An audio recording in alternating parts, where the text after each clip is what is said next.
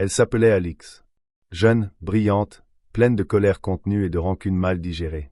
Depuis qu'elle était enfant, elle avait appris à sourire devant les autres et à juger en silence. Sa vie avait toujours été teintée de méfiance, surtout depuis que son père, veuf depuis des années, avait épousé cette femme que tout le monde appelait la sorcière, mais qui préférait qu'on l'appelle tout simplement Claire. Claire, avec son port altier, sa voix calme et sa manière de dominer une pièce sans jamais élever le ton. Claire, que son père avait rencontrée lors d'un gala, et qu'il avait épousée 6 mois plus tard sans consulter personne, comme s'il avait été envoûté. Et pour Alix, qui était la fille unique, l'enfant chéri, ce fut une trahison. Depuis ce jour, elle n'avait plus vu son père de la même manière. Ni la maison, ni les meubles, ni la vie de famille. Tout semblait corrompu par cette intruse aux yeux perçants. Et plus les années passaient, plus la tension grandissait. Alix ne s'était jamais retenue de faire sentir à Claire qu'elle n'était pas la bienvenue. Sourires froids, silences appuyés, remarques déguisées en plaisanterie, invitations oubliées. Chaque détail était une stratégie. Elle savait que Claire avait 20 ans de plus qu'elle, mais elle ne pouvait pas s'empêcher de la considérer comme une ennemie de son âge, une rivale. Claire ne réagissait jamais. Elle encaissait avec ce sourire énigmatique, comme si tout glissait sur elle. Ce qui rendait Alix encore plus furieuse.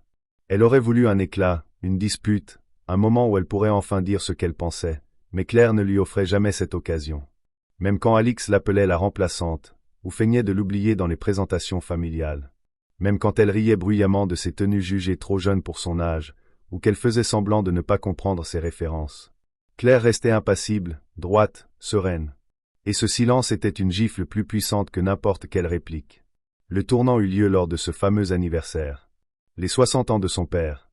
Alix avait tout organisé, le traiteur, les invités, les discours. Tout était calculé pour effacer la présence de Claire. Dans les photos projetées, elle avait soigneusement évité d'en mettre une seule d'elle. Dans le plan de table, elle avait relégué Claire loin, très loin du centre. Même dans les remerciements publics, elle avait omis de la mentionner. C'était cruel, mais efficace. Les regards étaient parlants. Tout le monde comprenait le message. Claire n'était qu'une pièce rapportée. Une erreur. Une ombre. Et ce soir-là, Alix avait cru avoir gagné. Son père était ému, le public charmé, et Claire. Claire s'était levée en silence, avait quitté la salle avant même le dessert, sans faire de scène. Alix s'était sentie victorieuse. Arrogante. Puissante. Mais tout s'écroula 3 mois plus tard. L'appel vint par un notaire. Son père était mort d'une crise cardiaque pendant un déplacement professionnel. Le choc fut brutal, bien sûr. Mais au fond, Alix n'avait pleuré qu'à moitié. Le chagrin était mêlé à l'excitation d'hériter, enfin. La maison, l'argent, les parts de l'entreprise familiale. Elle se voyait déjà à la tête de tout. Elle imaginait la transformation, les rénovations, la nouvelle ère. Elle pensait que la page Claire allait être définitivement tournée. Ce fut le notaire, les yeux fixés sur elle, qui l'arrêta dans son élan. Car le testament avait été modifié. 3 semaines avant sa mort. Alix avait d'abord cru à une erreur. Un faux. Un mensonge. Mais non. Son père avait décidé de léguer la totalité de sa fortune à Claire. La maison. Les comptes. Les parts. Tout. Alix, elle, recevait une lettre. Une simple lettre, manuscrite. Son père y écrivait qu'il l'aimait, mais qu'il ne pouvait ignorer la manière dont elle avait traité Claire. Qu'il avait vu, entendu, compris. Qu'il avait espéré une réconciliation, une maturité. Mais que rien n'était venu. Et qu'il la laissait face à ses choix, désormais. Le ton n'était pas cruel. Il était lucide. Déçu, peut-être. Mais ferme. Alix sentit son monde s'effondrer. Pendant des semaines, elle resta enfermée. Elle refusait de répondre aux appels, ignorait les messages de condoléances. Le deuil était réel, mais la rage était plus forte. Elle en voulait à son père, à Claire, au notaire, à tout le monde. Elle cherchait un recours juridique. Mais le testament était solide. Tout était légal. Elle n'avait plus rien. Elle, l'enfant unique. Claire, la belle-mère silencieuse, était désormais maîtresse absolue de l'empire familial. Et elle ne disait rien. Elle ne fanfaronnait pas. Elle n'apparaissait pas dans la presse. Elle se taisait, comme toujours. Ce qui rendait tout encore plus insupportable. Alix finit par se présenter chez elle. Sans prévenir. La maison, leur maison, était intacte. Rien n'avait bougé. Pas même le cadre où elle et son père posaient lors de ses 10 ans. Claire l'attendait dans le salon, comme si elle savait qu'elle viendrait. Elle portait un chemisier simple, des boucles d'oreilles discrètes, et ce même regard calme. Elle l'invita à s'asseoir. Il n'y eut pas de cri. Pas d'accusation. Juste un long silence. Puis Alix craqua. Elle pleura. Tout ce qu'elle avait contenu explosa en larmes. Elle dit qu'elle était désolée. Qu'elle avait eu tort. Que sa haine n'était qu'une jalousie mal comprise. Qu'elle avait voulu protéger son père, mais qu'elle l'avait juste éloigné. Claire ne répondit pas tout de suite. Puis, doucement, elle dit qu'elle avait toujours su. Qu'elle ne s'était jamais attendue à être aimée. Mais qu'elle avait espéré, au moins, ne pas être haïe. Et qu'au fond, Alix n'avait jamais pris le temps de la connaître. Parce qu'elle avait déjà décidé qu'elle ne méritait pas d'exister à ses côtés. Ce jour-là, quelque chose changea. Les visites devinrent régulières. Une fois par semaine, puis deux. Claire ne parlait pas du testament. Elle ne parlait jamais d'argent. Elle partageait des souvenirs, des conseils, des silences. Alix découvrit une femme cultivée, patiente, drôle même, parfois. Une femme qui aimait sincèrement son père. Qui ne l'avait jamais manipulé. Qui n'avait jamais eu besoin de crier pour obtenir quoi que ce soit. Alix réalisa que c'était cette force tranquille qui avait séduit son père. Pas un caprice, pas un coup de folie. Mais une évidence. Et qu'elle avait refusé de la voir. Parce qu'elle voulait être la seule lumière dans sa vie. Peu à peu, une forme d'attachement naquit. Timide, étrange, inattendue. Il y eut des rires, des confidences, des silences partagés. Un jour, Claire l'appela ma fille. Ce fut un choc. Alix ne sut quoi répondre. Mais elle ne l'a pas contredite. Et puis, un an plus tard, lors d'un dîner en tête-à-tête, Claire posa une enveloppe sur la table. « Ceci est pour toi, dit-elle. » Dedans, une copie d'un Nouveau Testament. Elle léguait tout à Alix. Absolument tout. La fortune, la maison, l'entreprise. Elle ne voulait rien. Elle avait tout eu, l'amour de son mari, la paix d'un foyer, la dignité de sa propre vie. Elle n'avait pas besoin de possession. Juste de transmettre ce que son mari avait construit. Et elle lui dit cette phrase, que jamais Alix n'oublierait. « Tu m'as humiliée. Mais je ne veux pas que tu sois détruite. Parce que si je te laissais dans ta haine, ce serait moi qui finirais par devenir comme toi. » Alix sentit ses larmes couler de nouveau. Mais ce n'était plus de la colère, ni du chagrin. C'était une forme de gratitude, violente et douce à la fois. Elle comprenait enfin. Tout. Et elle savait qu'elle avait une dette.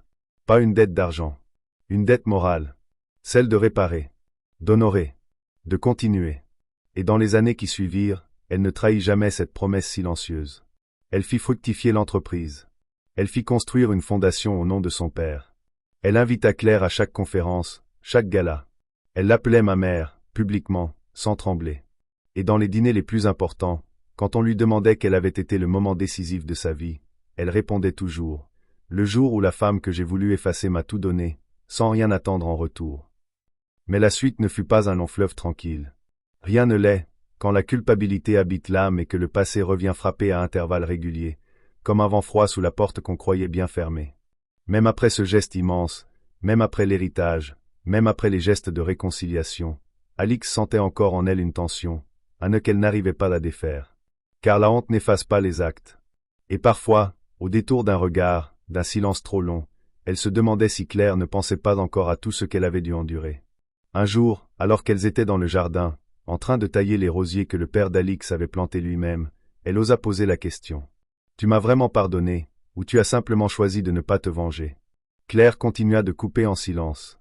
Puis elle posa les ciseaux, se redressa et fixa Alix dans les yeux, sans colère, sans pitié. « Je t'ai pardonné, mais je n'ai jamais oublié. » Cette phrase, dite sans animosité, eut l'effet d'une claque douce. Elle contenait tout, la lucidité, la douleur, la sagesse, la distance.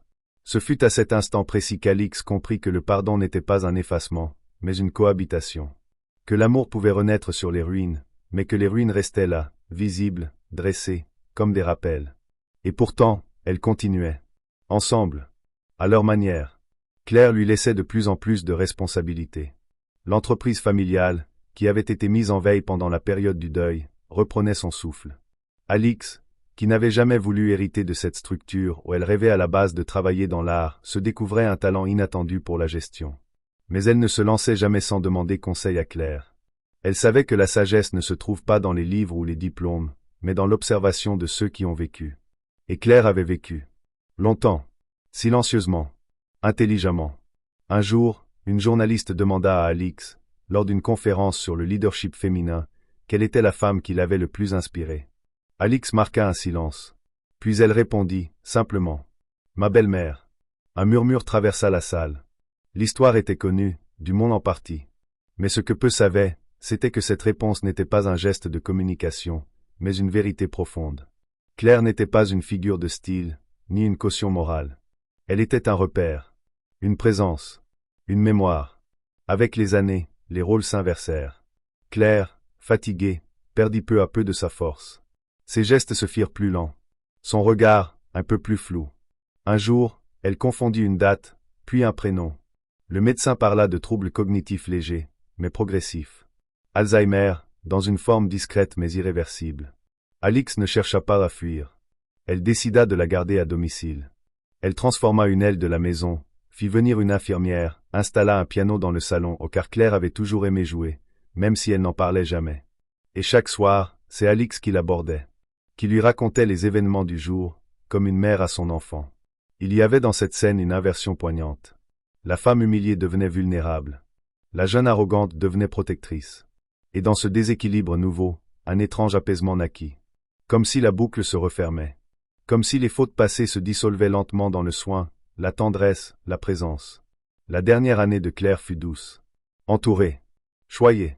Aimée, sincèrement, enfin. Et quand elle ferma les yeux pour la dernière fois, ce fut dans le silence d'un après-midi d'automne, une couverture sur les jambes, le visage tourné vers le jardin.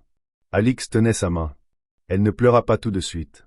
Elle resta longtemps, immobile, le regard perdu dans les branches rougies. Puis elle se leva, alla dans le bureau de son père, ouvrit le coffre, et y glissa une lettre. Une lettre qu'elle avait écrite longtemps auparavant, mais qu'elle n'avait jamais osé lui remettre. Dedans, il y avait ces mots. Je t'ai méprisé. Parce que j'étais jeune, stupide et aveuglé par mon propre nom. Tu m'as tendu la main, et je l'ai repoussée. Mais tu n'as jamais reculé. Tu as attendu. Et un jour, tu m'as tout donné. Pas seulement l'argent, pas seulement le nom, mais la paix. Tu es la femme la plus forte que j'ai jamais rencontrée. Je suis fier d'avoir été ta fille, même tardivement. Tu as transformé ma haine en respect, et mon orgueil en amour. Merci. Des années plus tard, lorsqu'Alix, devenue femme influente et respectée, donnait des conférences, elle portait toujours au poignet un bracelet en cuir brun, usé, simple. Celui que Claire portait tous les jours. Et quand on lui demandait d'où il venait, elle disait seulement. Il appartenait à la femme qui m'a appris ce que signifie vraiment hériter. Et elle se taisait. Car certaines histoires ne demandent plus d'explications. Elles vivent dans le silence. Comme des cicatrices ou des serments.